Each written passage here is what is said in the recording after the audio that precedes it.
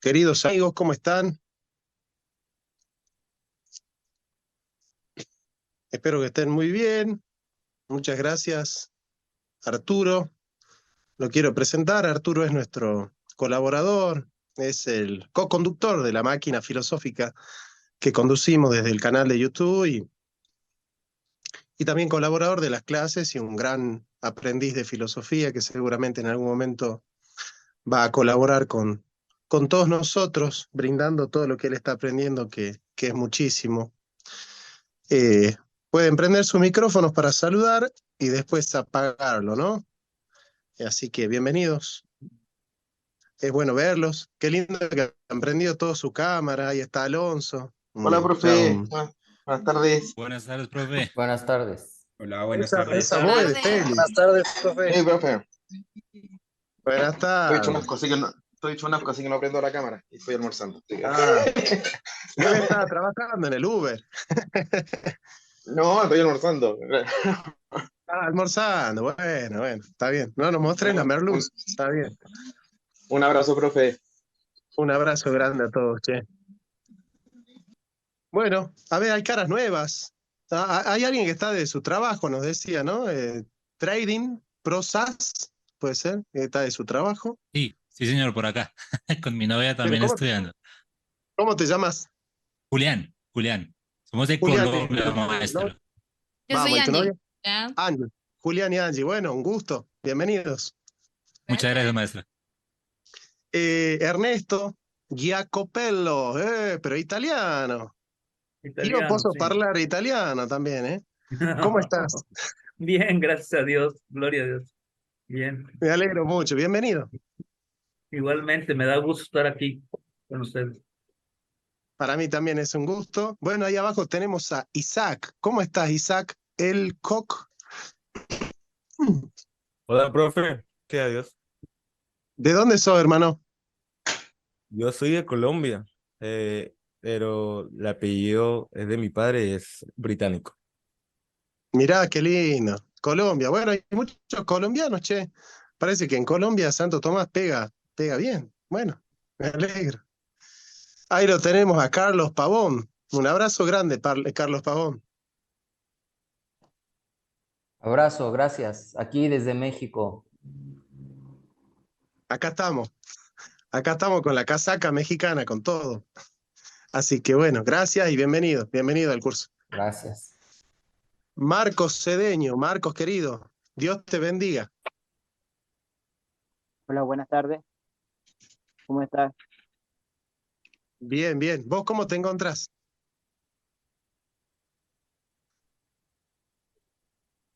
¿Se escucha? Se te escucha, ahora sí.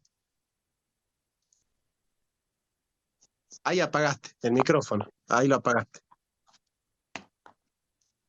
Bueno, tenemos un amigo chileno, Pablo Axtubia, que nos fue a ver incluso cuando estuvimos ahí en Chile. Nos dimos un gran abrazo. Pablo, buen día, buenas tardes y bienvenido. Hola, profesor, gracias. El de las preguntas filosóficas y difíciles, ¿no? Así que siempre que hayan preguntas así metafísicas y difíciles que acorralan al profesor, ahí lo van a ver a Pablo metido en el medio de ponerme en aprietos todo el tiempo. Bien, ¿no? Bien, con respeto y con altura filosófica. Kevin Cabrera, Dios te bendiga, bienvenido. Buenas tardes, muchas gracias. Acá de zona oeste de provincia de Buenos Aires, Argentina. De Buenos Aires. Bueno, estás sufriendo la Argentina como yo, entonces. Sí, estamos, por lo menos estamos con el mismo sentir. Sí, tal cual, tal cual. Eduardo Flores, ¿de dónde sos, hermano querido? Bienvenido. Hola, profe, buenas. Soy de acá de Tijuana, México. Uh, Me enamoré de Tijuana. Yo estuve en Tijuana. Sí, sí. Me enamoré. Desafortunadamente no pude acudir cuando vino por cuestiones de trabajo, pero estaba dentro de mis planes. Me encantó. Pero me encantó al grado de decir, quiero vivir ahí. Me encantó. Sí, Así sí, que, mire, cervecita hermoso. artesanal de la buena. Qué lindo. Bueno, no hay nada más para pedir que eso. Nada, Gracias por estar en el curso. usted.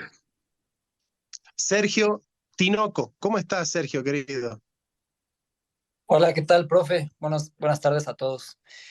Yo de acá de México también, pero de Querétaro.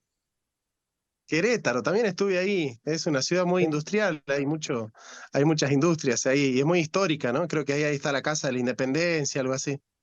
Sí, sí, totalmente. Muy histórica, pero sí muy industrializada también. Es muy linda ciudad. Estuve ahí y me gustó muchísimo, así que bienvenido. Gracias, gracias. Un gusto aquí. Esteban Palomeque, ¿cómo estás, Esteban? ¿De dónde sos? Hola, muy buenas tardes, Esteban Palomeque, desde la ciudad de Quito, Ecuador. ¿Cómo están? Mucho gusto. Desde la mitad del mundo, papá, vamos todavía. Sí. Bienvenido. Gracias, profe. Ahí se divide el mundo en Ecuador. ¿Es Sí. arriba o abajo de Ecuador? En toda la mitad. El meridiano. ¿Eh? Pero los ecuatorianos no hacen las cosas a medias igual, ¿no? Esperemos que todo salga Bueno, bien porque hoy día fue de elecciones. Hoy hoy, sufragamos. ¿y Sí, sí, cómo está sí. saliendo? ¿Hay boca de urna? ¿Se sabe más o menos cuál es la tendencia o todavía no sabemos nada? Todavía no se sabe, pero a la persona que asesinaron, que fue a Fernando Villavicencio, está con tendencia a la subida. ¿Cómo tendencia a la subida de Fernando Vicente? ¿Qué lo asesinaron? No entiendo. A ver, contame. Claro, fue un candidato que hace Ah, pocos días lo asesinaron. ajá. Era candidato a la presidencia y lo asesinan justamente acabando un meeting que tenía y eh, ahí ya un sicario murió y hay 6 que están capturados, pero se sabe que Che, ¿y son ese 20 en candidato total. era de qué partido? Él, de su propio partido, era una lista 25 que era poco conocida, la lista ¿Pero de 25. derecha? Diríamos que le calificaría como centro derecha, como de centro derecha, no de derecha pura, una Pero centro no puede derecha ser. moderada. ¿Pero cómo?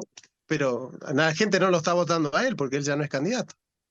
Lo que pasa es que las papeletas ya se encontraban impresas, entonces para no retardar más tiempo de el tema de las votaciones, decidieron que el reemplazo reciba los votos de aquel que esté en la papeleta, es decir, Fernando Villavicencio.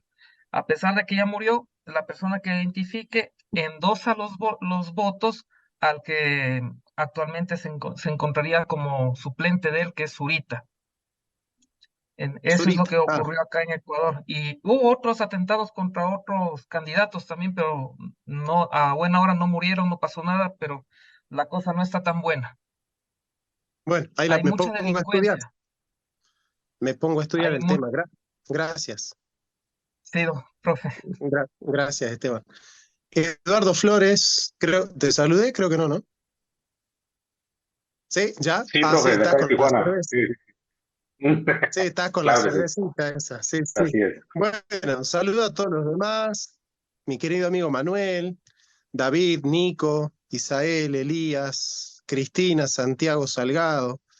Marcos Montero, que tiene una K ahí, que da miedo, la K es ahí en el medio, pero me imagino que es una K de Kafka, de Kant o de Kierkegaard, ¿no?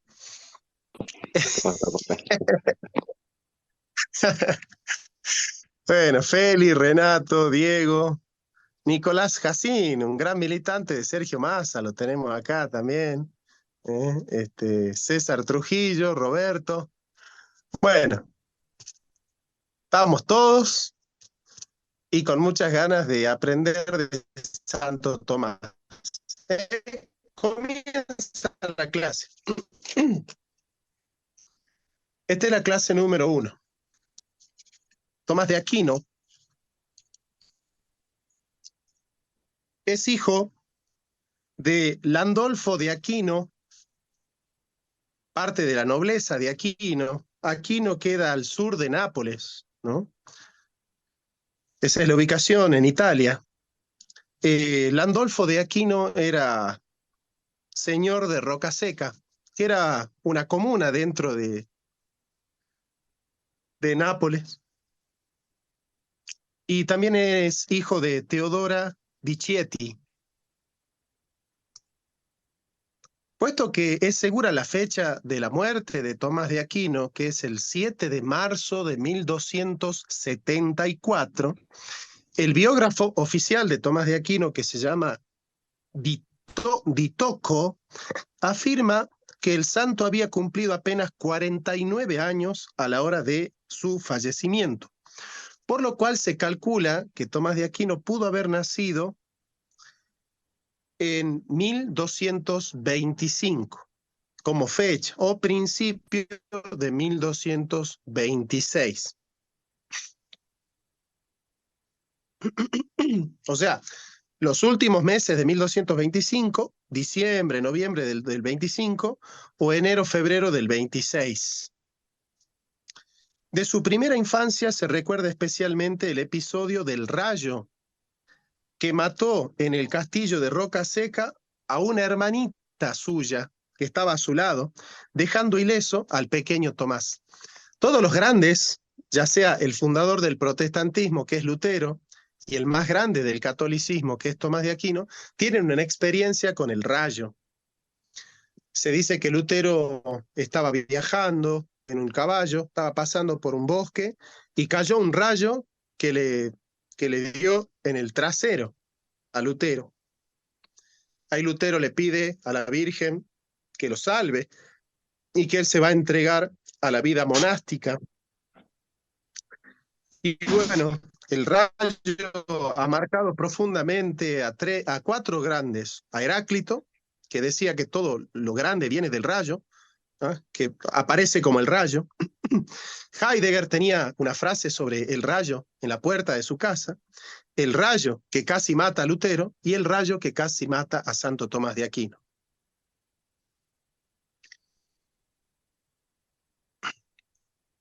En 1230, a la edad de 5 años, fue enviado por sus padres a las filas de Pueri Oblati del monasterio benedictino de Monte Cassino.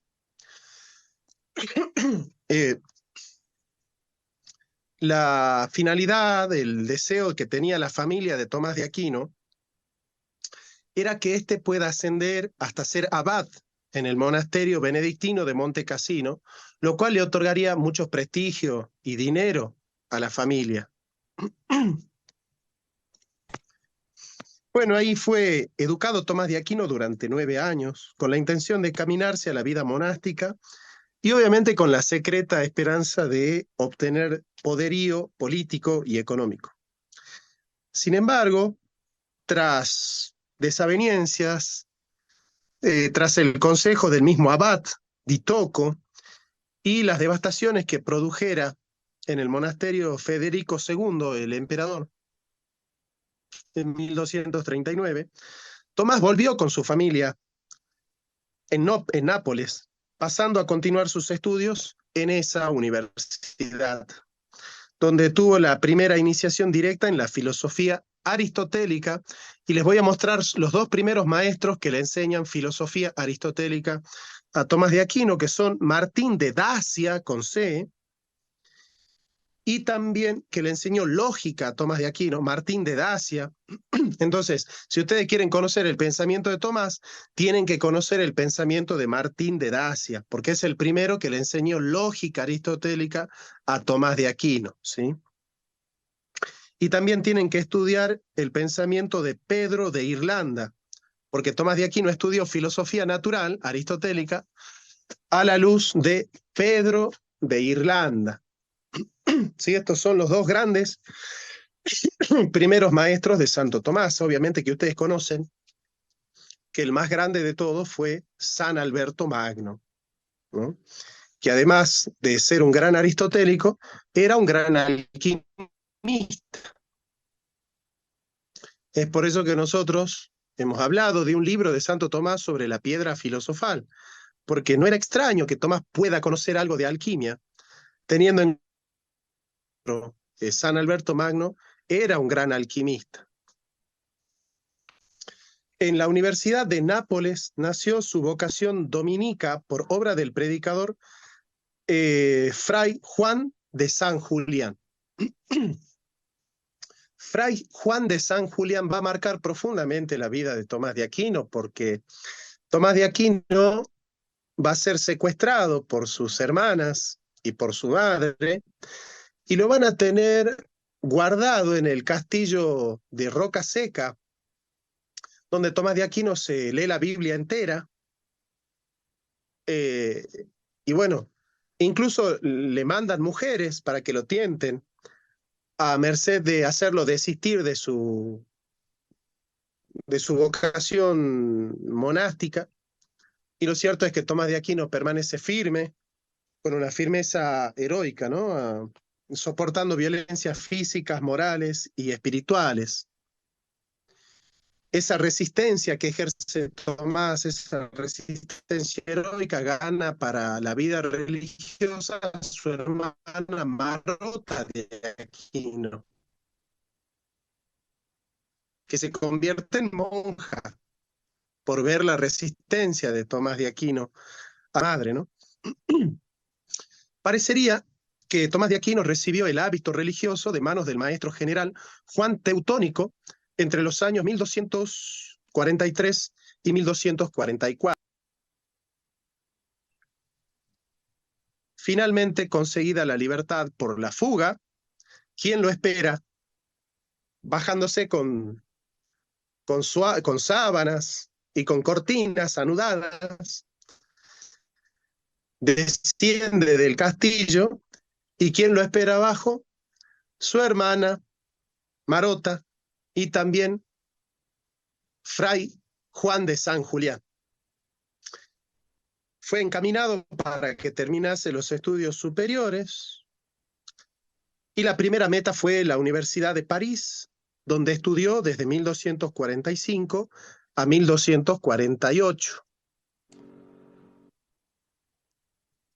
La Universidad de París va a marcar profundamente la formación de Tomás de Aquino. En el año 1248, ya fundado por Alberto Magno, el Estudio General de Colonia, Tomás frecuentó los cursos de teología para su preparación inmediata al sacerdocio en la escuela de San Alberto. Santo Tomás entró en contacto no solo con todo el corpus aristotelicum, las traducciones del griego. Santo Tomás no manejaba el griego, Santo Tomás no sabía nada de griego. Hacía las traducciones del griego al latín, era Guillermo de Mourbec. Guillermo de Mourbec.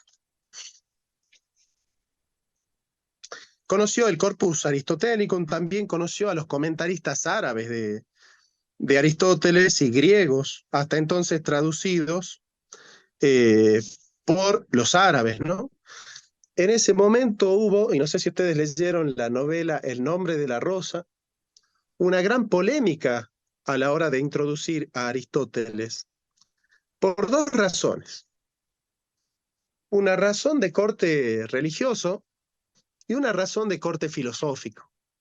La razón de corte religioso de por qué la Iglesia en ese momento ha resistido la introducción de Aristóteles en el mundo cristiano, es porque se decía que, bueno, que Aristóteles es un pagano, que además fue conservado por manos paganas, en este caso por los árabes. Los árabes eran gentiles, no eran cristianos, no pertenecían a la cristiandad, ellos eran musulmanes. Y claramente habían ciertos conflictos que ya estaban naciendo entre el cristianismo y el islam, aunque en ciertas ciudades españolas como Toledo, por ejemplo, Domingo de Gundisalvo pudo crear una escuela en la cual podían convivir gitanos, judíos, musulmanes y cristianos, y se hacían grandes traducciones, sobre todo en la Toledo de Domingo de Gundisalvo, se tradujeron todos los libros de Aristóteles al latín, de Platón, el Timeo de Platón, y también las obras completas de Avicena, ¿no? En Toledo nace lo que nosotros conocemos como el Avicenna Latinus. Recuerden ustedes que el nombre correcto de Avicena en árabe es Ibn Sina, I-B-N-S-I-N-A, Ibn Sina. Claro, Ibn Sina en latino se tradujo como Avicena. Entonces quedó el Avicenna Latinus. Nosotros podemos estudiar Ibn Sina en árabe o Avicena en latín. Si estudiamos el Avicena latino, estudiamos dos filósofos totalmente diferentes, ¿no?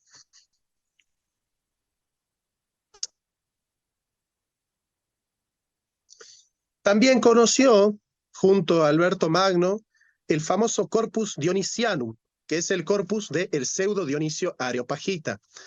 Se le conoce como el pseudo Dionisio porque había un autor gnóstico del siglo VI después de Cristo que firmaba como Dionisio el Areopagita.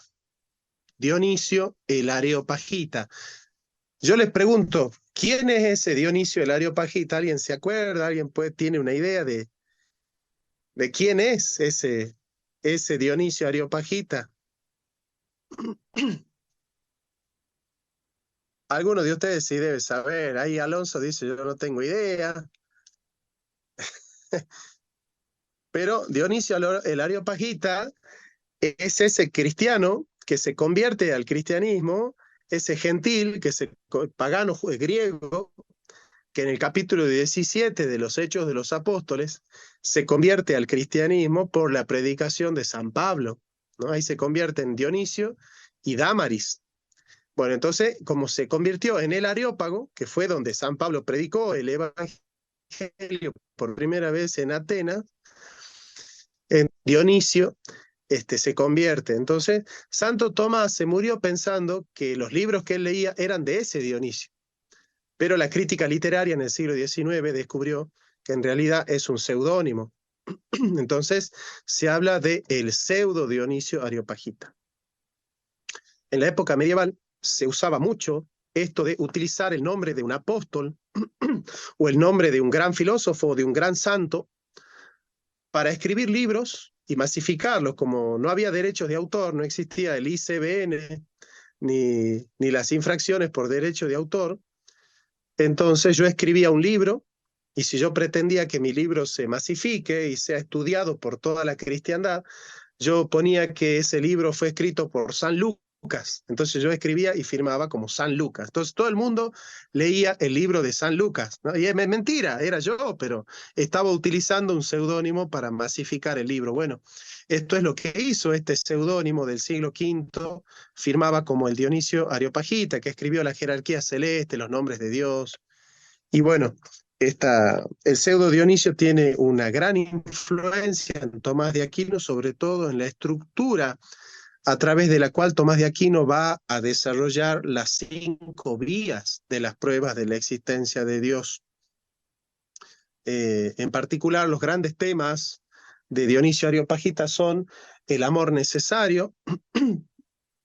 Dionisio sostenía que el amor de Dios es tan grande que no podía permanecer infecundo, de tal suerte que era necesario para Dios amar y no podía no amar.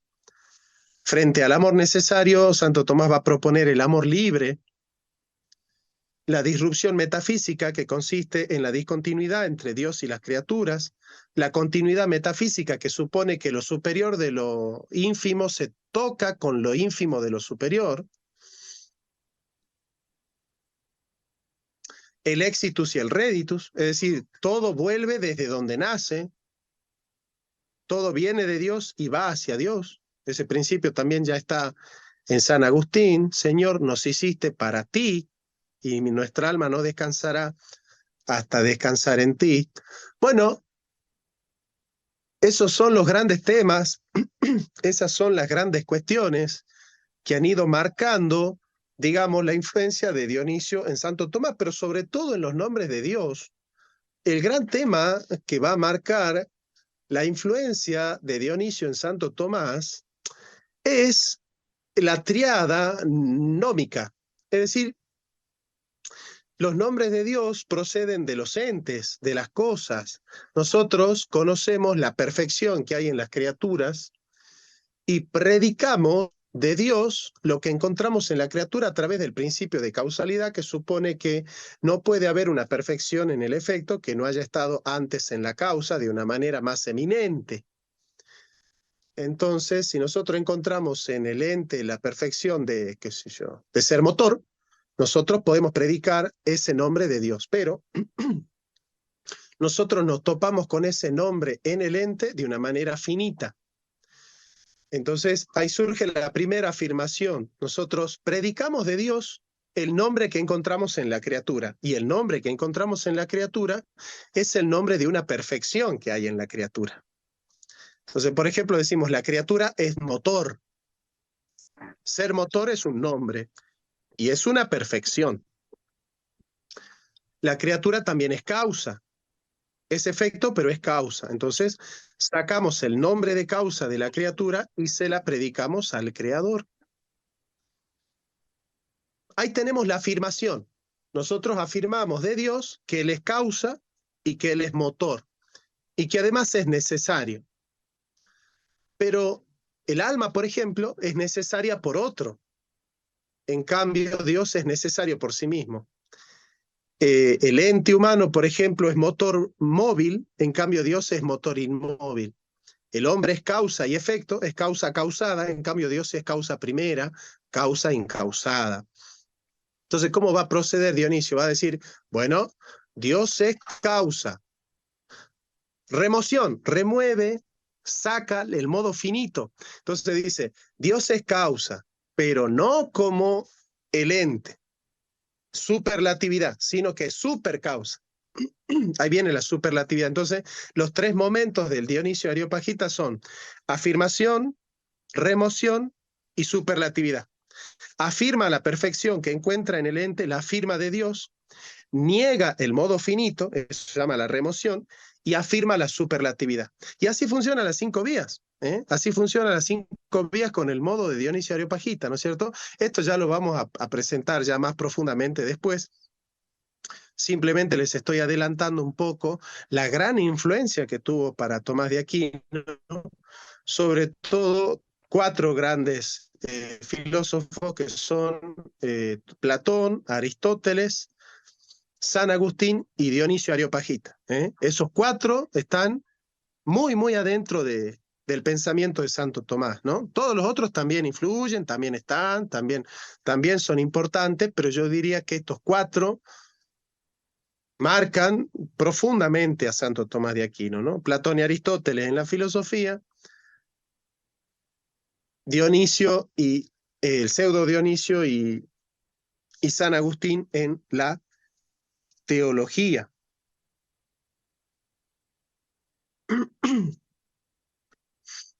Bueno, San Alberto Magno se asombra profundamente con la capacidad intelectual que tiene Tomás de Aquino. Ya de entrada se da cuenta que está hablando con alguien que tiene capacidades distintas, ¿no?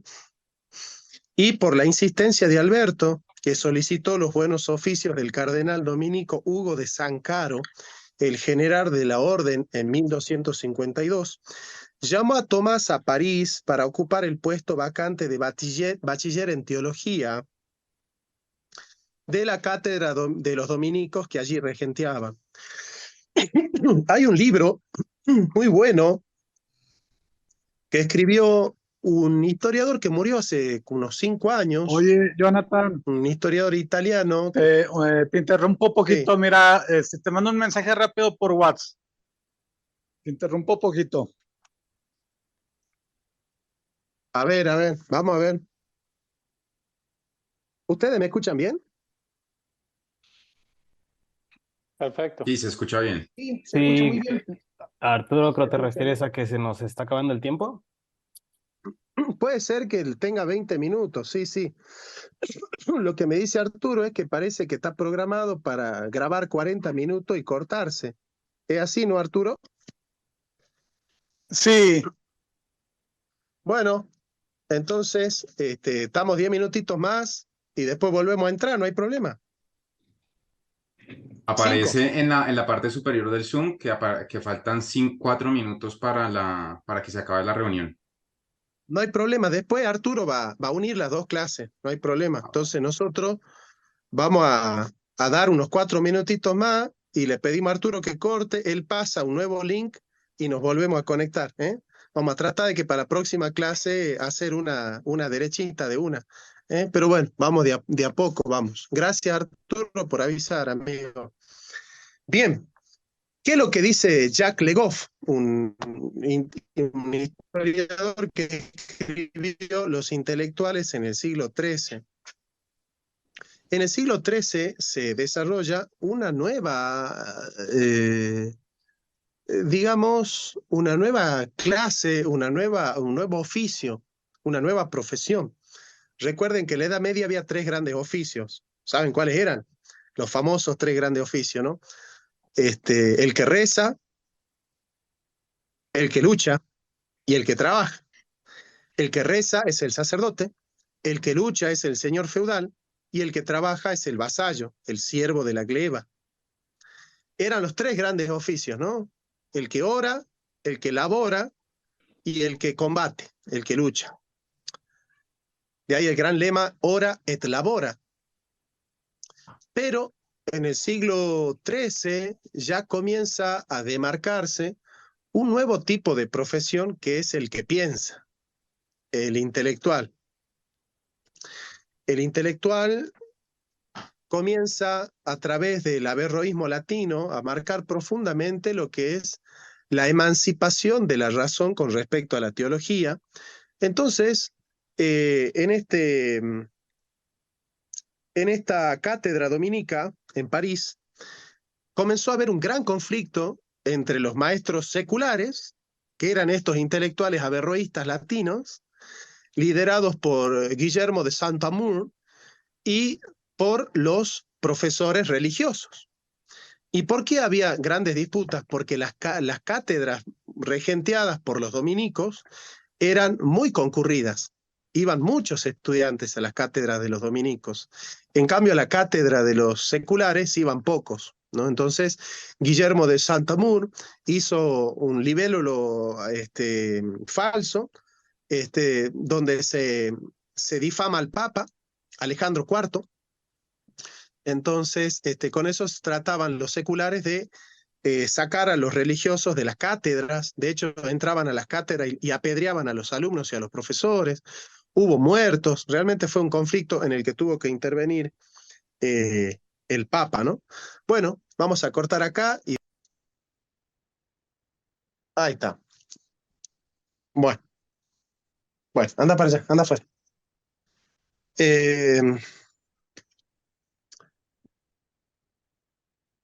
Claro, yo les contaba del libro de Jacques Le Goff. Los intelectuales en el siglo XIII se van configurando como una nueva profesión, una profesión autónoma de todas las otras. Y esto va a marcar profundamente a Tomás de Aquino, porque hasta el siglo XIII no podías ser intelectual si no eras teólogo y cura. Hasta el siglo XIII todos los intelectuales eran además frailes o sacerdotes, porque estudiaban en la universitas, que era la catedral. En la catedral se impartía, la regenteaba el Papa, y es por eso que la universitas de la catedral se llamaba la cátedra. Entonces, los grandes intelectuales eran sacerdotes o frailes, eran religiosos. No podías ser intelectual sin ser religioso. Ya en el siglo XIII ya podés ser intelectual sin ser religioso. Sos un secular. Y eso va a marcar profundamente la autonomía de la filosofía con respecto a la teología, ¿no? Esto es un contexto muy, muy importante para entender por qué para Santo Tomás la filosofía es autónoma con respecto a la religión. Este es el contexto histórico. Hay una tesis doctoral de Pedro de Valle sobre el tema de la influencia del averroísmo latino en la autonomía de la filosofía en el siglo XIII. Esto es muy importante porque si nosotros no entendemos esto y pensamos en el medioevo como un bloque, quizás caigamos en la trampa que ha caído algún que otro tomista que anda por ahí en YouTube, que piensa que la filosofía depende de la religión. Entonces, este es uno de los grandes contextos históricos que van a explicar, porque uno para entender un filósofo tiene que entender la historia del filósofo. Es decir, yo les voy a preguntar al final del curso, ¿por qué la filosofía en Santo Tomás es autónoma? Por dos razones. Por una razón filosófica, que la vamos a estudiar en una de las clases, y por una razón histórica. Es la influencia del averroísmo latino que ha marcado en los profesores seculares la necesidad de una filosofía autónoma con respecto a la religión a través de una profesionalización del sindicato de los profesores e intelectuales que ya no eran regenteados por el Papa. Entonces ahí comienza a haber un conflicto entre los profesores que eran regenteados por Federico II, el emperador, y la educación regenteada por el Papa.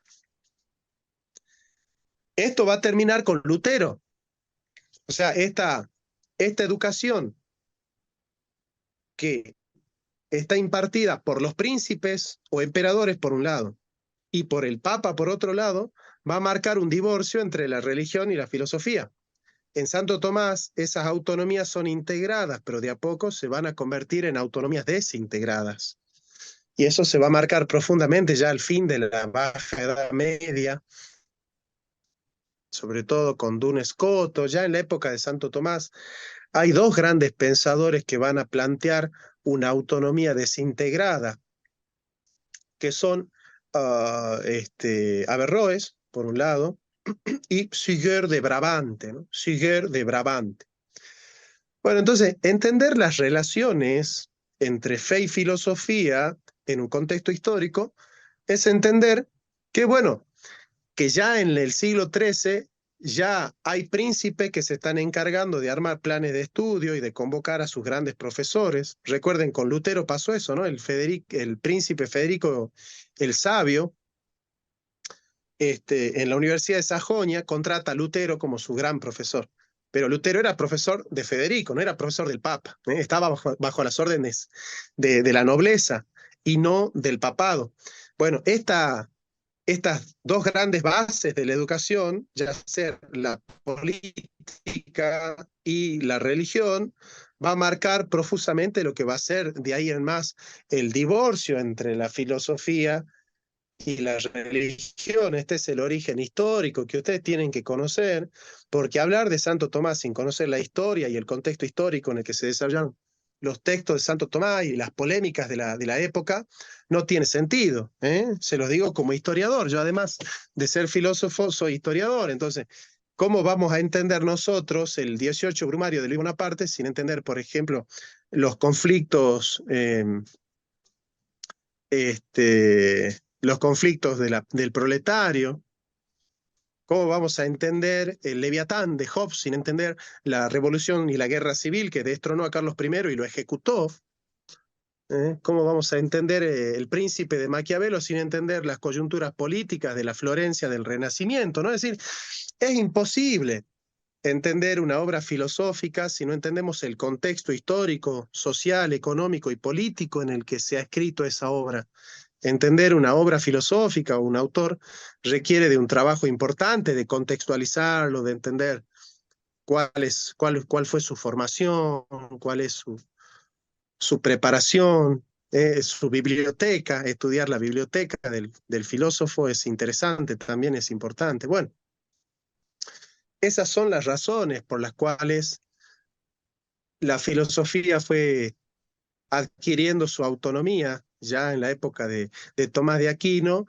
Y bueno, Tomás de Aquino tenía dos opciones: o plantear una filosofía anchila teologie, es decir, una filosofía sierva de la teología, como lo han hecho los teólogos hasta la época de Santo Tomás,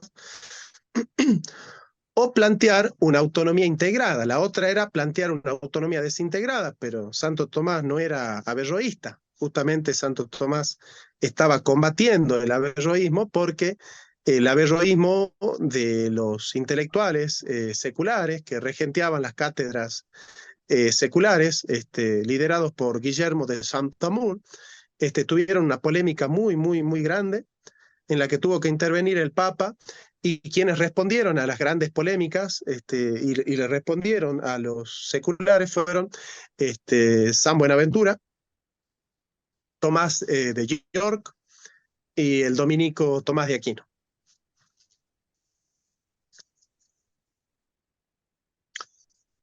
Tomás obtuvo en la Universidad de París la licencia docente y la licencia de docente para enseñar en el mes de junio del mismo año, aunque no fue admitido en el colegio de profesores junto con San Buenaventura hasta el 15 de agosto del año siguiente, en 1257, ya es un profesor oficial, empezando su enseñanza de Magister Regens en el mes de octubre. Desde entonces, la vida de Tomás estuvo absorbida por la actividad científica que desarrolló alternativamente entre la Universidad de París y la de Italia. Él iba oscilando entre la Universidad de París y la de Oxford, ¿no? Scotto es un italiano que está mirando hacia lo anglosajón, y Tomás de Aquino es un italiano que mira hacia Italia, ¿no?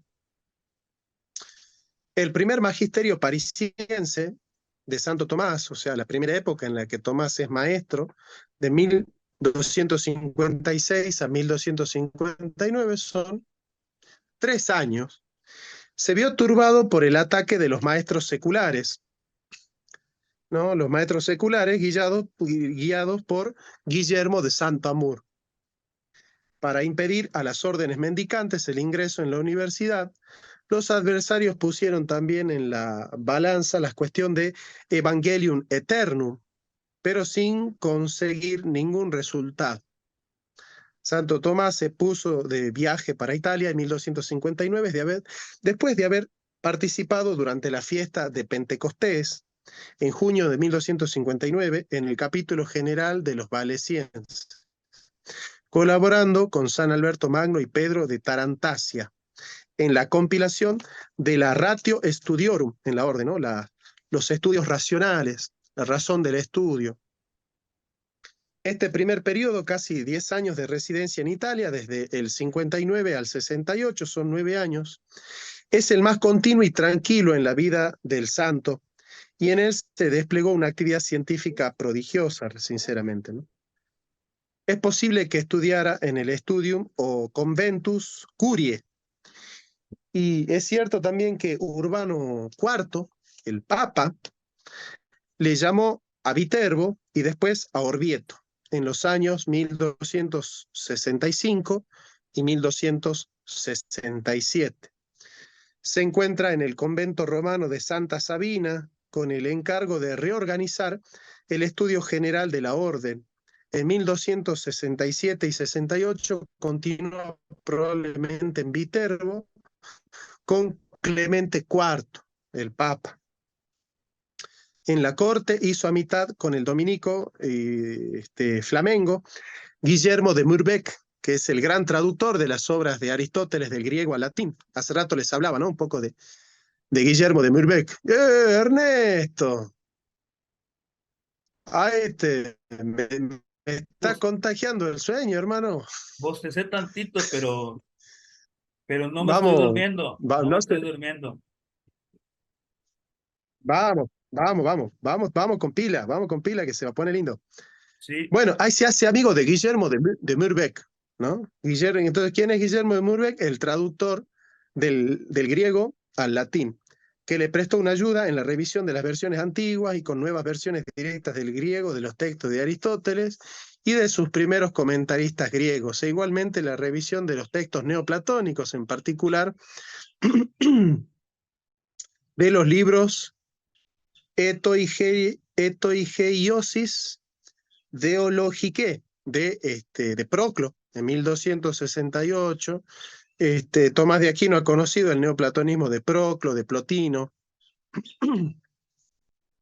Los comentarios a las categorías de Simplicio en 2026, que se perdieron, El de Caelo, et Mundo, el comentario de 1271, que se perdió, también se perdió. Hay muchas obras de Tomás de Aquino que se perdieron, ya vamos a ver cuáles, lamentablemente. El Peri Hermeneias de Amonio, de 1268, se perdió.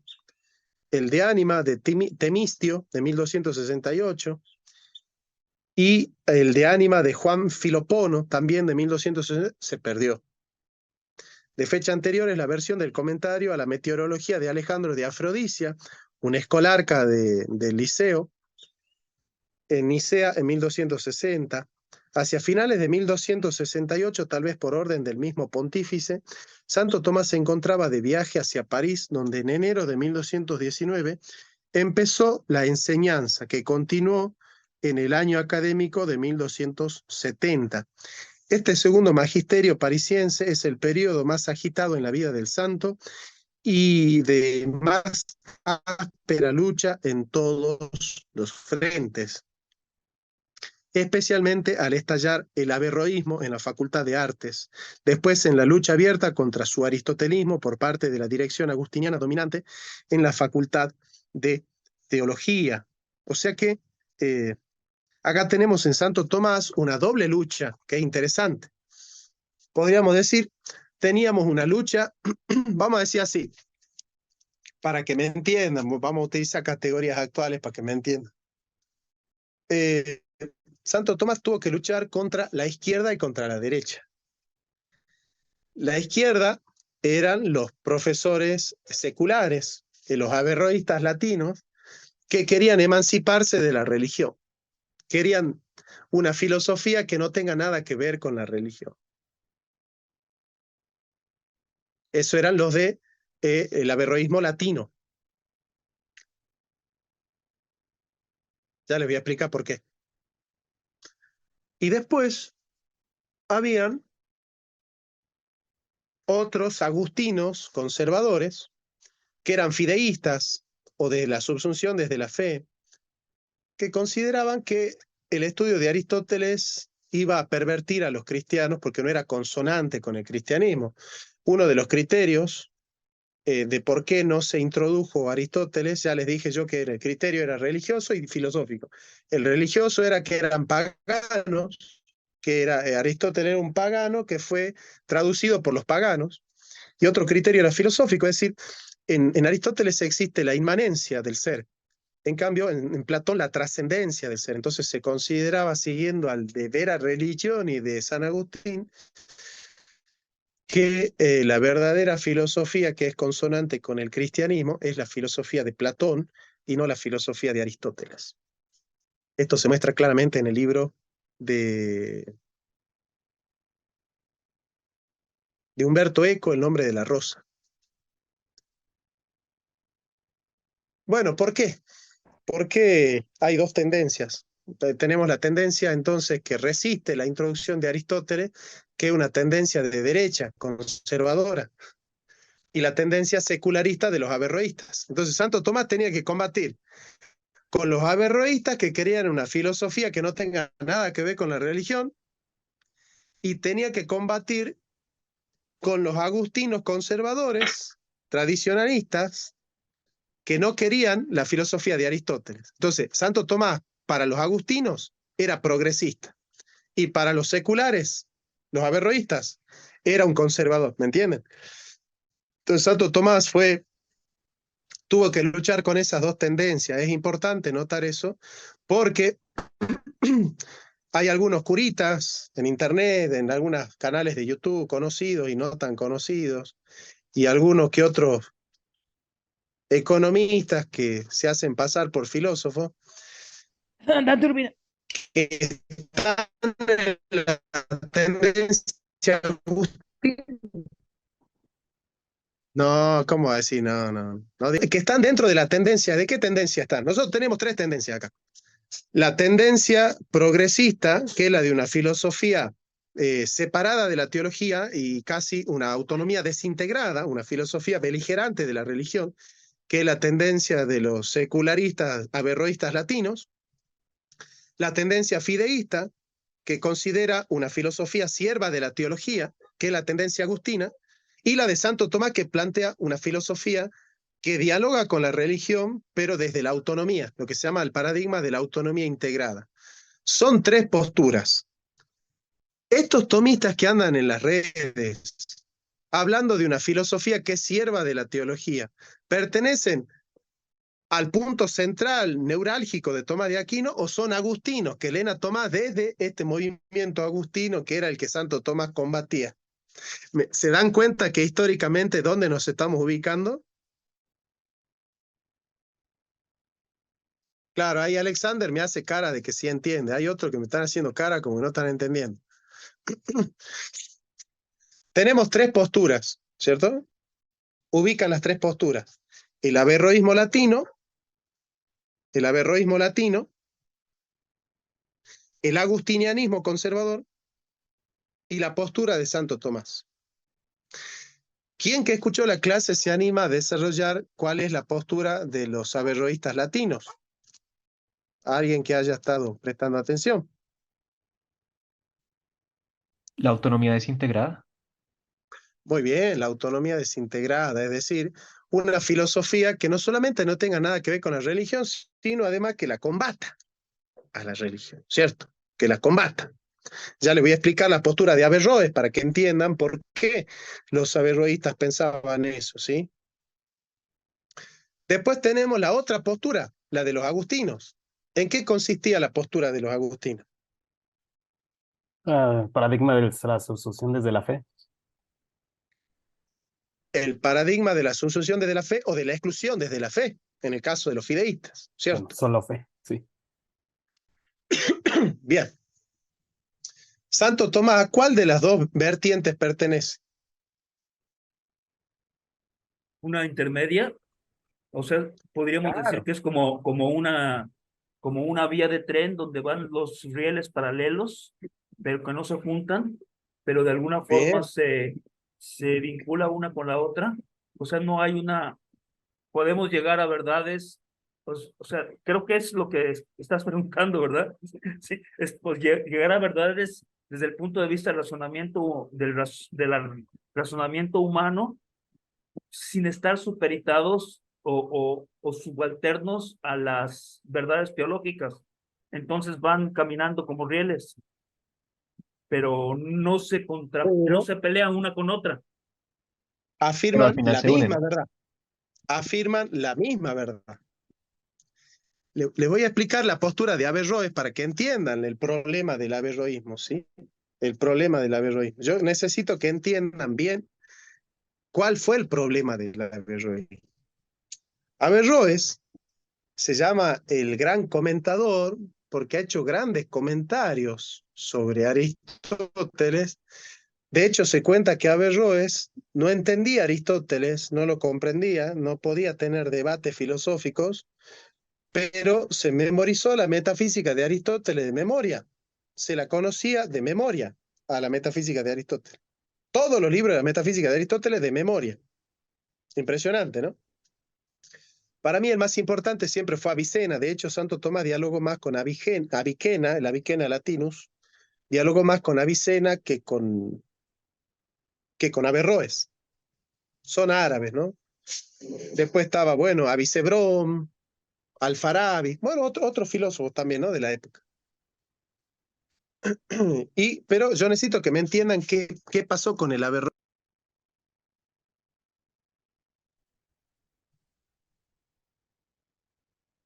Averroes decía que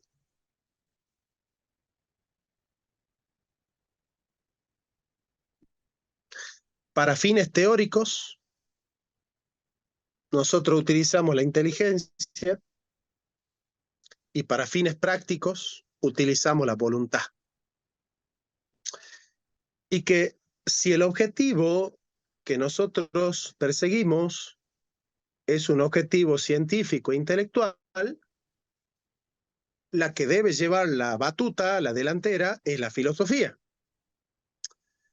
En cambio, si el objetivo nuestro es práctico, es decir, la salvación del alma y la santidad,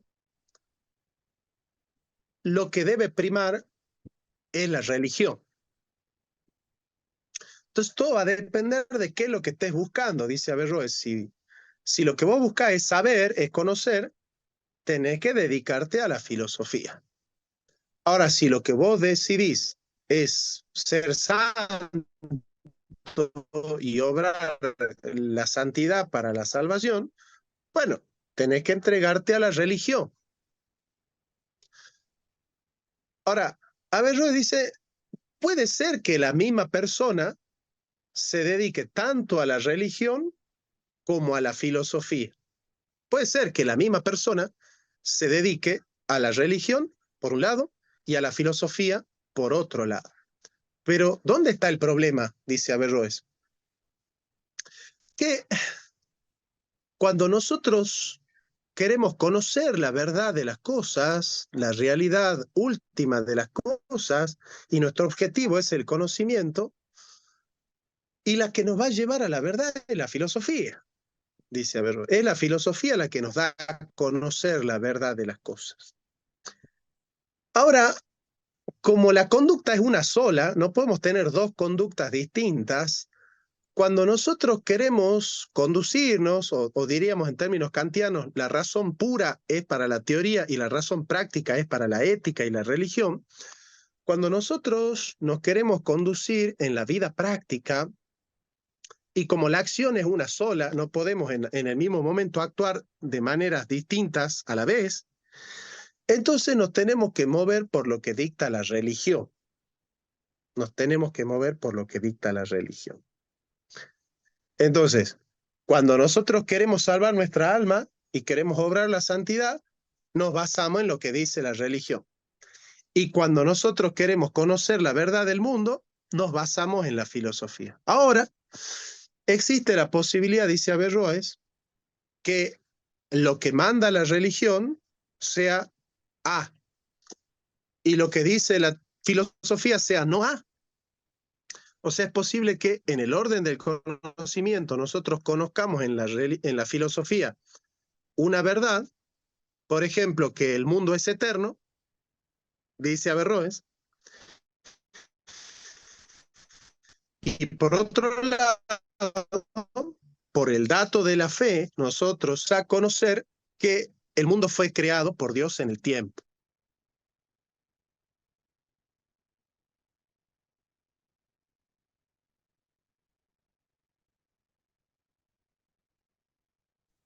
Entonces,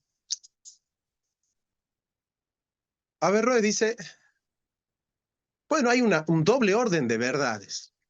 Una verdad de fe, que sirve para la praxis, y una verdad de razón, que sirve para la filosofía, pero existe la posibilidad de que lo que dice la filosofía, ¿no? De eternitatis mundis, la eternidad del mundo, y lo que dice la religión, sea contrario.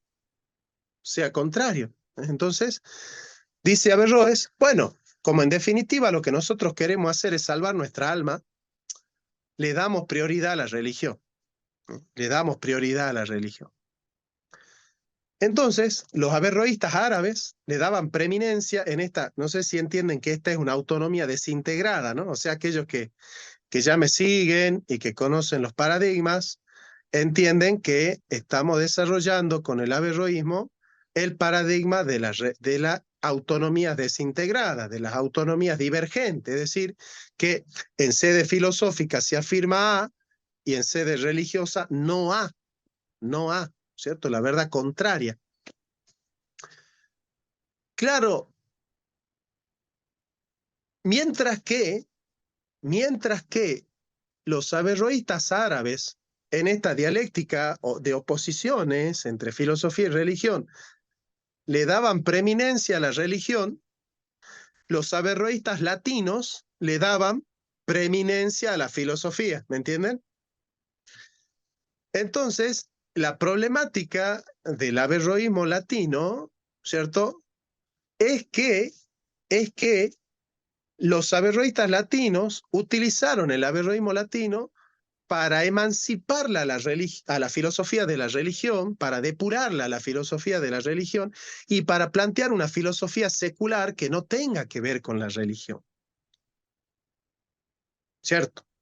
Entonces Santo Tomás tenía un doble contexto. Un contexto de fanáticos religiosos, como los hay ahora también en YouTube, que decían que la filosofía depende de la religión, que hay que hacer filosofía cristiana, filosofía religiosa, porque la filosofía tiene que partir de lo que dice la Biblia, y porque en la Biblia hay una cosmología cristiana, y entonces toda filosofía tiene que ser cristiana, y si sos cristiano y filósofo se tiene que notar que sos cristiano, entonces hay que seguir. Esos son los tomistas actuales que siguen a Gilson, porque Gilson fue el que comenzó a hablar con Garrigou Lagrange y todos los otros de filosofía cristiana. De filosofía cristiana, de una filosofía que responde a la religión, que depende de la religión. Esa es la línea de los agustinos. En la época de Santo Tomás, si hubiese escuchado a Gilson, le hubiese dicho a Santo Tomás, a Gilson, usted no es tomista, usted es agustino, usted está en la fila de aquellos fanáticos que no quieren una filosofía autónoma, que quieren una filosofía que depende de la religión, o que en el caso son fideístas. Usted usted está con aquello, no está conmigo. Usted no es discípulo mío de Santo Tomás. Usted es discípulo de aquellos, de los otros. Del mismo Papa que lo condenó a Santo Tomás en esa época. Creo que era Inocencio III. Entonces Santo Tomás no pertenece a aquellos que dicen que la filosofía es anchila teología, es sierva de la teología. Eso eran los agustinos, que Santo Tomás combatía. ¿Me entienden hasta ahí? No es de esos. Entonces, Santo Tomás no pertenece al paradigma de la exclusión desde la fe o fideísmo, ni desde la subsunción desde la fe. Entonces, ¿qué le decían los agustinos? Entonces usted busca una filosofía atea, una filosofía que no tenga que ver con la religión. No, porque Santo Tomás también se enfrentó con los averroístas latinos que planteaban la exclusión desde la razón o la subsunción desde la razón, o la autonomía desintegrada. Entonces, fíjense ustedes que Santo Tomás ya en la misma época se fue demarcando tanto de la subsunción desde la fe y el fideísmo, y la exclusión desde la fe, como de la exclusión desde la razón, la subsunción desde la razón y la autonomía desintegrada. Entonces, ¿cuál es el único paradigma que le quedó a Santo Tomás para no caer en los agustinos y para no caer en el averroísmo latino? Y la única vía que le tocó a Santo Tomás es decir, yo estoy de acuerdo con los latinos de que la filosofía tiene que ser autónoma, pero también estoy de acuerdo con los agustinos de que la filosofía tiene que afirmar lo mismo que la teología. Entonces, comparte con los agustinos el objeto material, es decir, que filosofía y teología tienen que decir, tienen que proferir, tienen que desarrollar el mismo contenido. Comparte con los agustinos el mismo objeto material, el mismo contenido, y comparte con los averroístas latinos el objeto formal, es decir, cómo es que procede la filosofía. Entonces, ¿qué es lo que toma del averroísmo latino? El objeto formal, la autonomía metodológica de la filosofía. ¿Y qué es lo que toma de los agustinos? El rigor metodológico que implica, el rigor temático que implica decir el mismo contenido. Entonces, de los latinos toma el rigor metodológico y de los agustinos el rigor temático. Y crea un nuevo sistema de pensamiento que nosotros le llamamos autonomía integrada. Se va entendiendo cómo en el desarrollo de esta historia de la polémica vamos entendiendo por qué es que Santo Tomás se decidió por la autonomía integrada. Esta es la explicación histórica. Nosotros en alguna clase vamos a estudiar la explicación filosófica de por qué Santo Tomás decide la autonomía integrada. Pero no sé si me van entendiendo. Yo quiero que ustedes me digan si les estoy enseñando bien. Si Pablo tiene la mano levantada. Pablo, vamos Pablo, ahí viene la pregunta difícil, vamos. Hola, profesor. No, es solamente preguntar si esta afirmación que hace Santo Tomás de que la razón y la fe tienen que llegar más o menos al mismo camino, la hace antes del camino o después del camino, porque no, al final. Al final lo claro, hace. al final. O sea, Santo Tomás dice, Yo con la filosofía tengo que proceder como procede la filosofía. O sea, metodológicamente aplica la misma metodología que los latinos. O sea, yo tengo que, con mi razón, proceder de manera autónoma en la filosofía. No tengo que estar consultando lo que dice la religión en el itinerario filosófico. Yo cuando hago filosofía, yo tengo que usar la razón, no consultar lo que dice la religión. Tengo que pensar, tengo que conocer, analizar, estudiar al ente, hacer una analítica del ente, una metafísica y sacar conclusiones. Eso es filosofía. Filosofía es usar la razón. Pero no crees. Ahora, cuando yo saco, ahí termino. Cuando yo saco la conclusión filosófica, por ejemplo, digo, el mundo fue creado por Dios. O el ente participa del ser. Después yo voy a la religión y estudio a los padres de la iglesia, la tradición católica, estudio las Sagradas Escrituras y entiendo que la tradición cristiana dice que el mundo fue creado por Dios. En mi proceder religioso yo he descubierto que el mundo fue creado por Dios a través de la fe, y en el procedimiento filosófico yo he descubierto que el ente participa del ser. Y me doy cuenta y articulo y digo, yo esto que estoy afirmando en la filosofía, en el contenido es exactamente igual a lo que estoy afirmando en la religión.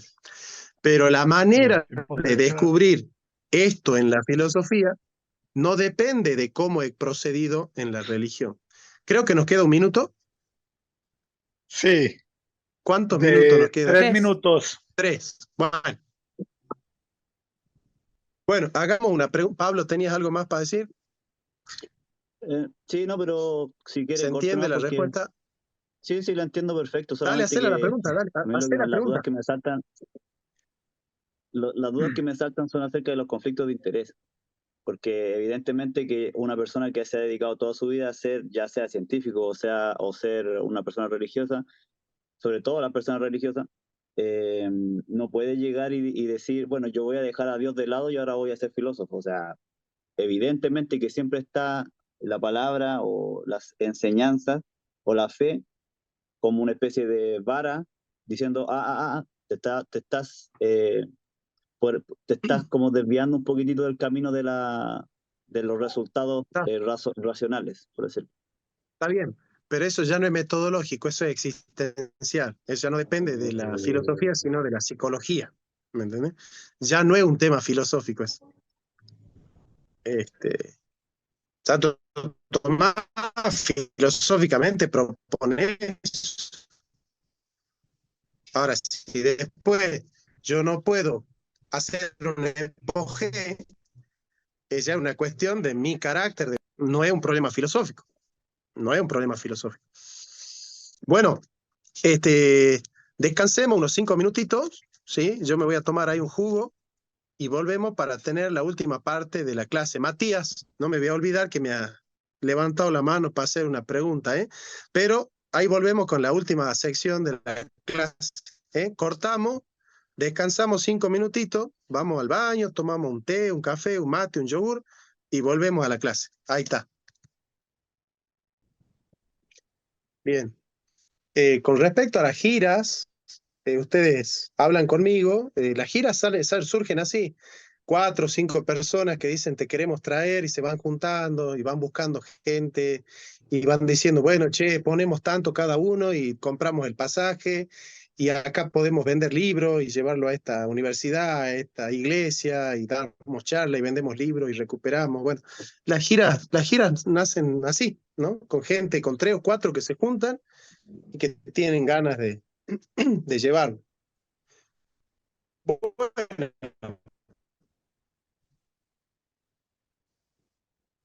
Levantó la mano Esteban Palomeque.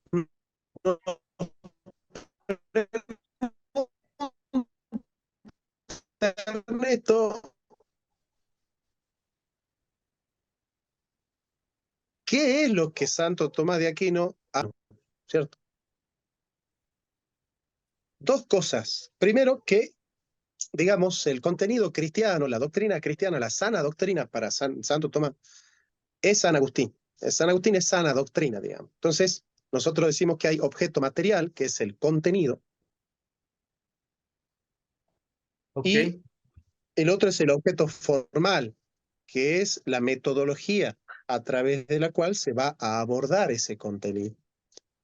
Entonces, por ejemplo, yo puedo decir que nosotros proponemos un tema, vamos a estudiar al hombre, al ser humano, ¿sí?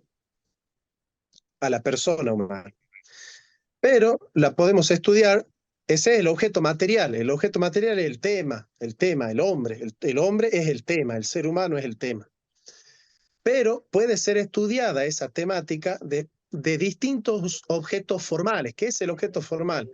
La metodología, el análisis y las herramientas conceptuales y procedimentales a través de las cuales nosotros vamos a estudiar esa temática. Y nosotros podemos estudiarlo al hombre biológicamente, químicamente, psicológicamente, religiosamente, filosóficamente, políticamente, sociológicamente, culturalmente, ¿sí? Podemos abordarlo al hombre desde múltiples perspectivas. Cada perspectiva es el objeto formal. Entonces yo les dije que Santo Tomás toma de los agustinos el objeto material, la sana doctrina, el contenido cristiano, de la verdad cristiana, y de los averroístas el objeto formal, la metodología autónoma de la filosofía con respecto a la religión. ¿Se entiende, Ernesto? Sí, ya me quedó muy claro. Muchas gracias. Bueno, Bien. más o menos claro, no muy claro, pero sí ya me quedó claro. Gracias. Los agustinos creían que la filosofía de la teología. Ellos sí creían en la autoespecia. Entonces yo, no sé, alguien está prendiendo ahí el micrófono. Apaguen su micrófono así no tenemos interrupción. De hecho, creo que Arturo, vos tenés el micrófono prendido. Bueno, ese es un tema, ¿no? En la tradición agustina, la subsunción de la razón desde la fe y la filosofía como propedéutica fidei, o preparación para la fe, o anchila teología, sierva de la teología, está muy marcada en San Agustín por el platonismo que tiene San Agustín.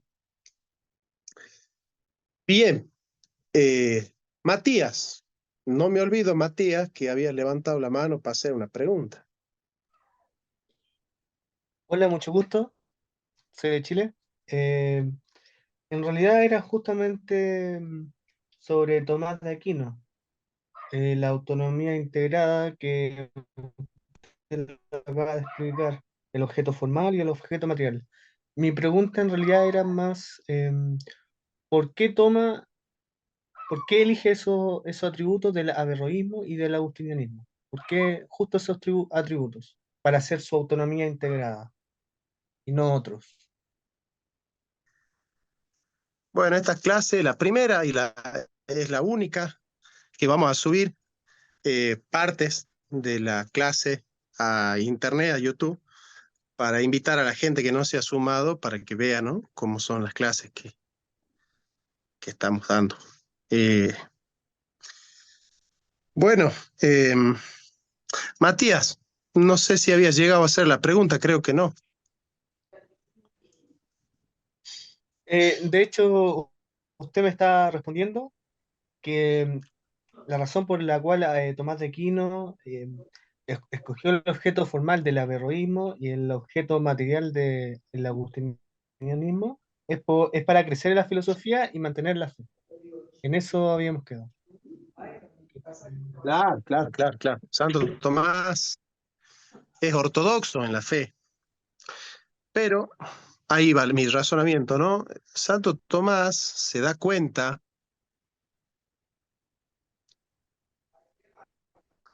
que una cosa es el núcleo de la fe cristiana, el núcleo dogmático, el núcleo de contenidos de la doctrina cristiana, y otra cosa son los medios conceptuales procedimentales y metodológicos a través de los cuales nosotros hacemos inteligible la revelación. Alguien tiene el micrófono prendido. Creo que Arturo, sos vos el que lo tenés prendido, porque hay dos aparatos tuyos que están prendidos. Hay dos Arturos Valle ahí. Ahí está.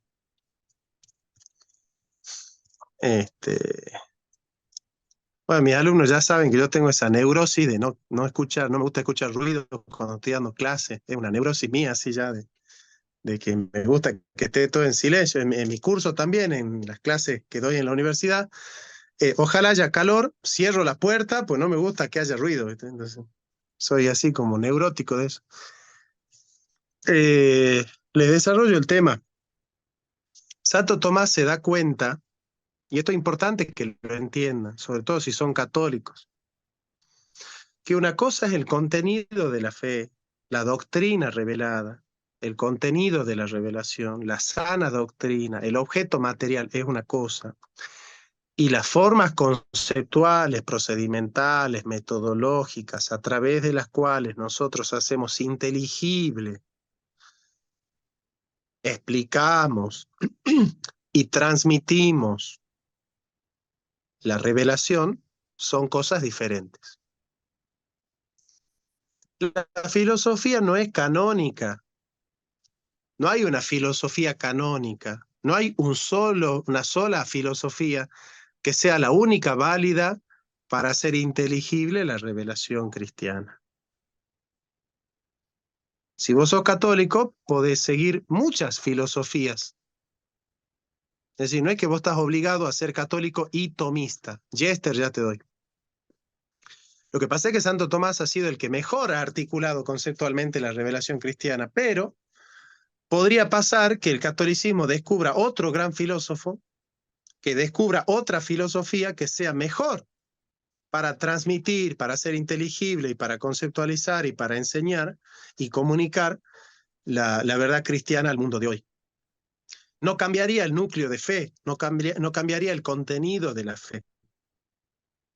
No cambiaría el contenido de la fe.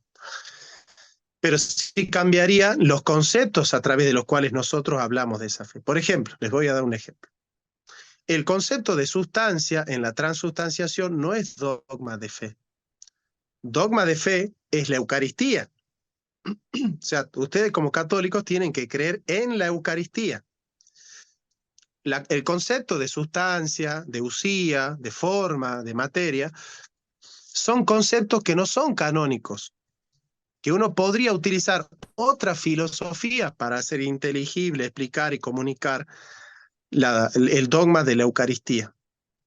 Es cierto que el dogma se llama transustanciación, pero no es que el concepto de sustancia sea lo dogmático. Uno puede explicar ese núcleo de fe, de doctrina cristiana, de dogma cristiano, con otros conceptos, ¿sí? Con otros conceptos. Entonces, el catolicismo podría descubrir una nueva filosofía y ya no ser tomista, ¿cierto? Y seguir siendo plenamente católico y conservar la doctrina católica como existe, digamos, ¿no? No, o sea, no hay una filosofía canónica en la Iglesia Católica. No es que vos por ser católico tenés que ser sí o sí aristotélico. De hecho, hay millones de teólogos católicos que no son aristotélicos. Bueno, les quería explicar porque hay gente que se confunde y piensa que el tomismo es sana doctrina, ¿no? Es gente muy confundida y que, bueno, están muy marcados por la pereza intelectual, ¿no? No quieren razonar filosóficamente.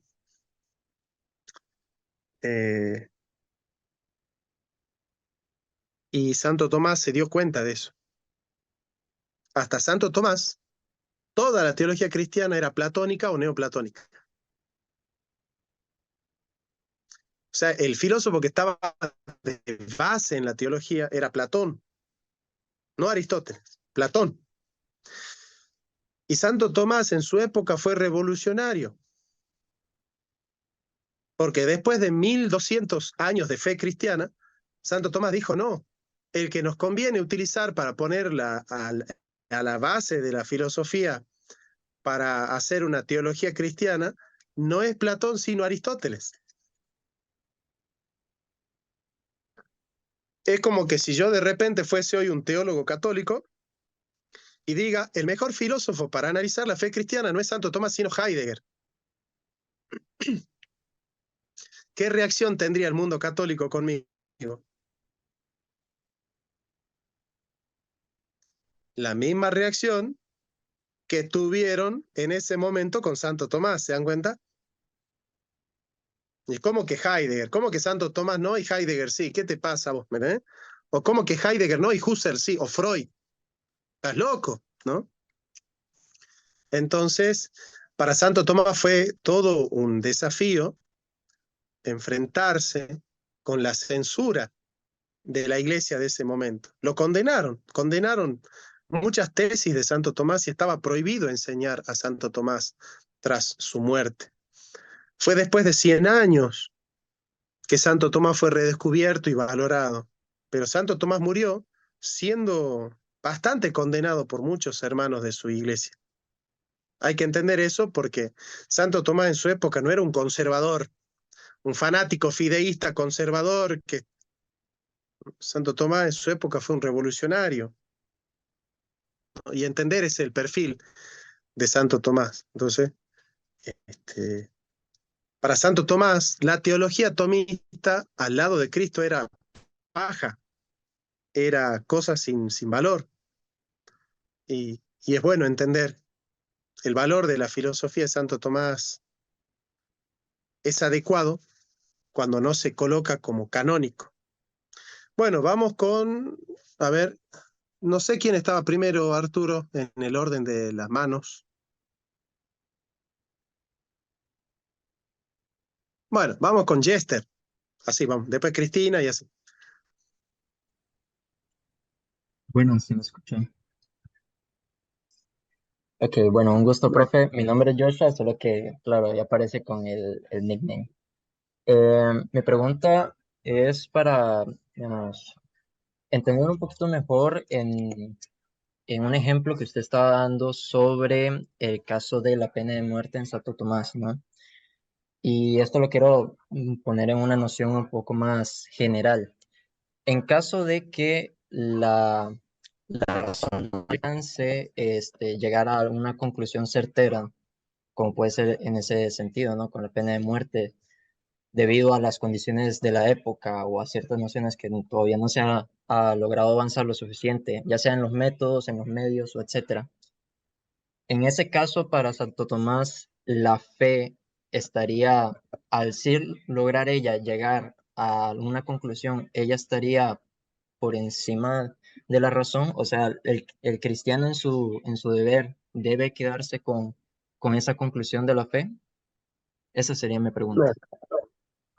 Santo Tomás, claro, la pregunta es muy buena. Santo Tomás, cuando él se da cuenta que los conocimientos científicos de la época no están llegando a la misma conclusión que la religión, y él no puede conocer autónomamente ese objeto, él se decide por la religión. Por ejemplo, en el caso del aborto, la ciencia médica de la época decía que el alma llega al embrión a los 3 meses del embarazo, a los 3 meses después de la concepción. Entonces, claro, las abortistas han escrito miles de libros diciendo que Santo Tomás estaba a favor del aborto. Santo Tomás nunca se pronunció a favor del aborto, jamás, en su vida, nunca. Lo que Santo Tomás decía es que el alma ingresa a los 3 meses de embarazo cuando la capacidad receptiva de la materia puede recibir la forma sustancial del alma, que es la razón intelectiva, solo puede llegar al individuo cuando está desarrollado el cerebro, el tálamo. Entonces, a partir de la ciencia médica de la época, Santo Tomás dice, bueno, la razón dice que hasta los 3 meses no hay ser humano. Eso dice la medicina, dice Santo Tomás. Pero yo soy cristiano y mi religión me enseña que hay vida desde la concepción y muestra los textos bíblicos. Entonces Santo Tomás dice, bueno, yo acá tengo una disyuntiva. Frente a la disyuntiva siempre es mejor seguir lo que dice la Escritura. Por si acaso en algún momento la ciencia descubra que hay vida desde la concepción, es mejor que nos quedemos nosotros los cristianos con lo que dice la revelación. ¿Se entiende? O sea, siempre cuando haya una disputa entre la razón y la fe, y Santo Tomás no pueda resolver el problema, él siempre se va a resolver por la fe. Siempre le va a dar la diestra a la fe. ¿Cierto? Ese es un poco el talante de Santo Tomás. Bueno, Cristina, querida, te escuchamos. Ay, gracias, profe. Me quedé pensando en lo que le decías a los católicos, que pues no tienen que ser tomistas. Y bueno, me surgió la curiosidad, ¿qué hacemos los protestantes con Santo Tomás? Bueno, ahí va. No les dije que no tienen que ser tomistas, lo que les dije es, no están condenados a ser tomistas. Hoy el tomismo es la mejor manera de ser católico, pero podría haber otra mejor si se descubre, ¿no? Entonces, si un católico descubre una nueva filosofía, acá tenemos a Marco Montero, un gran filósofo. Él, si tiene el mismo espíritu que Santo Tomás, él puede desarrollar una nueva filosofía que sea más consonante con el Evangelio y que permita transmitir la verdad católica al mundo actual, al mundo del siglo XXI. Y sería un revolucionario. Y pasaría a la historia como pasó Santo Tomás, ¿no es cierto? O sea, pero Santo Tomás, para sacar a Platón de la teología cristiana, tenía que mostrar que Platón no era canónico, ¿se dan cuenta? Si Santo Tomás hubiese creído que la filosofía platónica era la única filosofía válida para hacer inteligible la revelación, ¿hubiese podido desarrollar su teología? Entonces, si Santo Tomás se da cuenta que Platón no es canónico, ¿por qué los tomistas de ahora creen que Aristóteles es canónico? ¿Me entienden lo que les estoy enseñando? Bueno, es así. Nosotros los protestantes podemos basarnos en la filosofía de Tomás de Aquino, porque la filosofía de Tomás de Aquino es un platonismo aristotélico, un aristotelismo platónico. Y a través de esos conceptos podemos hacer inteligible nuestra dogmática reformada o protestante. Hay muchos autores, perdón, hay muchos autores que han hecho la empresa de hacer inteligible la teología protestante con la filosofía tomista, en particular Emil Brunner, Francis Schaeffer, Kuyper, Banning, Walker, Gessing, y entre otros también Pannenberg o Pedro Ramos en la época moderna. Pedro Ramos, que fundó la filosofía ramista, el ramismo en España, que era una especie de tomismo, ¿no? También, un tomismo. De hecho, Pedro Ramos era un tomista calvinista, ¿no? Así que bueno, yo soy el segundo Ramos calvinista, tomista. Excelente. Gracias, profe. De nada, Cristina. Vamos con Kevin. Bueno, como un poco fui respondiéndolo, pero la pregunta es, o sea, aquí no propone una autonomía integrada, pero digamos, solamente creo que se toma en cuenta según la filosofía y la teología que él propone. O sea, no cualquier teología y no cualquier filosofía.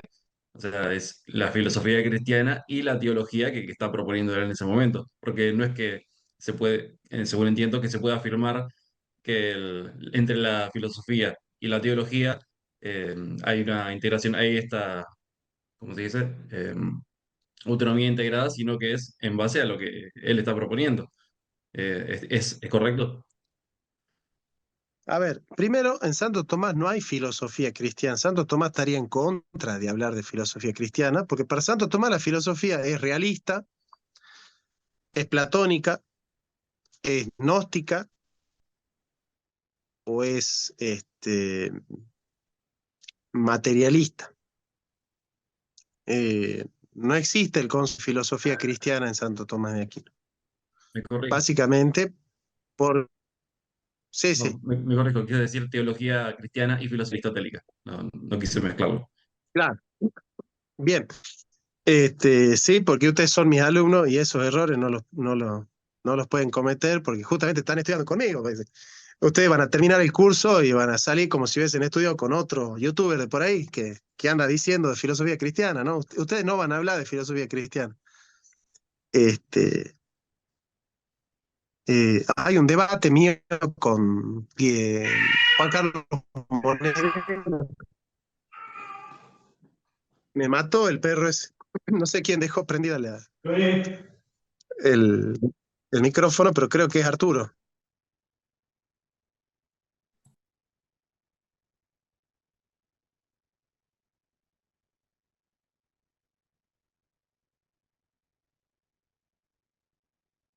Permiso, profe, apagó su micrófono. El de usted. Ahora estamos, ahí está, ahora sí. Ahora sí, bien. Santo Tomás dice que sí, que no cualquier filosofía es integrable con la revelación. No, claro. Que la revelación a la que hay que integrar una filosofía es la revelación católica, tal como se la conoce. Y la revelación se integra a una filosofía que sea realista y que explique bien la realidad y que sea consonante con la fe católica. Entonces, no cualquier filosofía es consonante con la fe católica. No cualquiera. No es que alguien puede decir, bueno, como no hay filosofía canónica, entonces yo quiero ser marxista cristiano, o qué sé yo, o freudista En un cristiano, cursito de... o nietzscheano cristiano, ¿no? No. No cualquier filosofía es consonante con la revelación cristiana, no. De ninguna manera. ¿Te respondo, Kevin? Bien. Sí, perfecto. Bien. Vamos con Elías.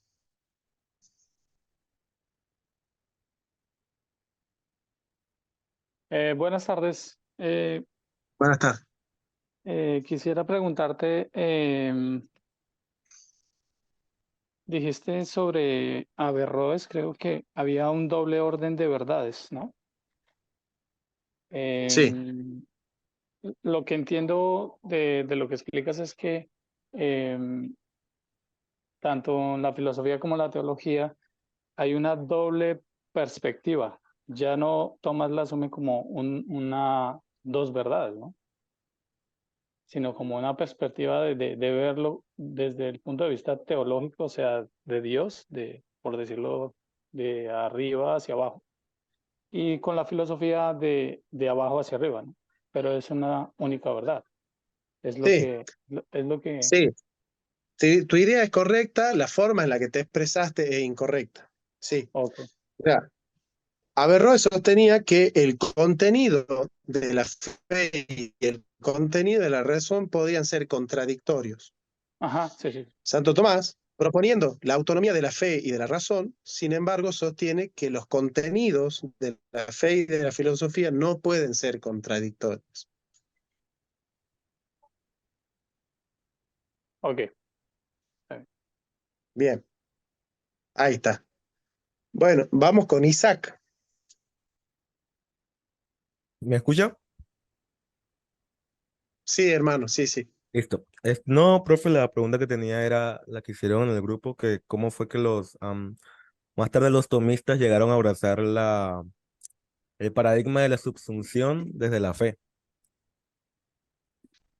Bueno, eso surge porque algunos comentaristas de Santo Tomás, como Tomás de Bío, Tomás Cayetano, San Cayetano, hizo comentarios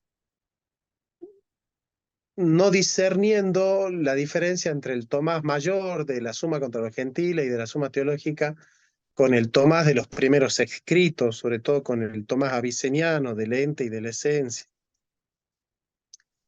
Entonces todos los tomistas, estos que están equivocados, los que siguen a Gilson y todo ello, grandes tomistas, ¿no? Españoles incluso, que tienen canales de YouTube muy conocidos, que tienen fama de ser grandes tomistas, son avicenianos y no se dan cuenta.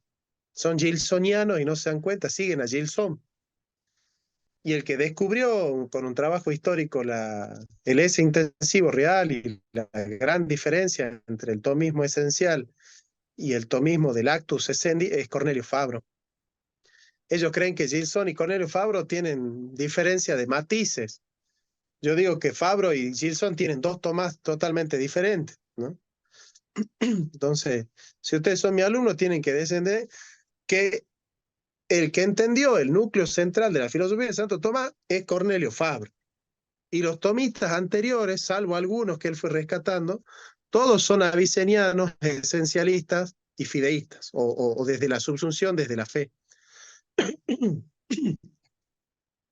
Entonces, hasta incluso mi amigo Zanotti está en esa línea gilsoniana, y tantos otros, ¿no? Todos los demás. En YouTube, todos los tomistas que tienen fama de ser tomistas, todos son gilsonianos. Todos son gilsonianos.